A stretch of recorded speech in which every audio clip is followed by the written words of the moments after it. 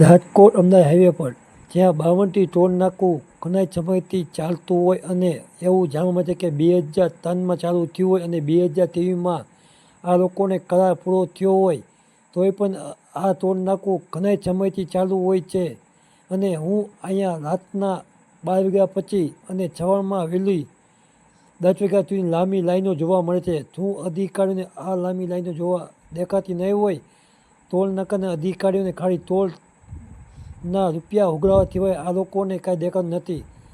ઘણા સમયથી ઇમરજન્સી વાહન અવરજવર કરતું હોય તોય પણ મુશ્કેલી પડતી હોય. હું આ અધિકારીઓને ખાલી રૂપિયા લોકોના પડાવવા સિવાય અને ગીચામાં નાખવા સિવાય અધિકારી દેખાતું નહીં હોય, અથવા અહીંયા તાપ ઓછો હોય અથવા તો તાપ ઘટતો હોય તો લાંબી લાઈનો લાગતી હોય.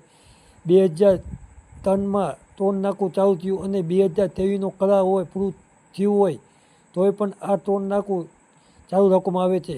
એવું જાણવા મળે છે કે હાઈવે 4 લાઇનથી અત્યારે 6 લાઇનનું કામ ચાલુ છે. આ ખરેખર નિયમ અનુસાર ટોલ નાકું બંધ કરવું જોઈએ તોય અધિકારીઓ ટોલ નાકું બેફામ લોકો વગર લૂંટતા હોય એવું દેખાય છે. શું અહીંયા અધિકારીનો કોઈ ભાજપ અથવા કોઈ પણ રાજકારણનો હાથ હોય તો જ ચાલતું હોય?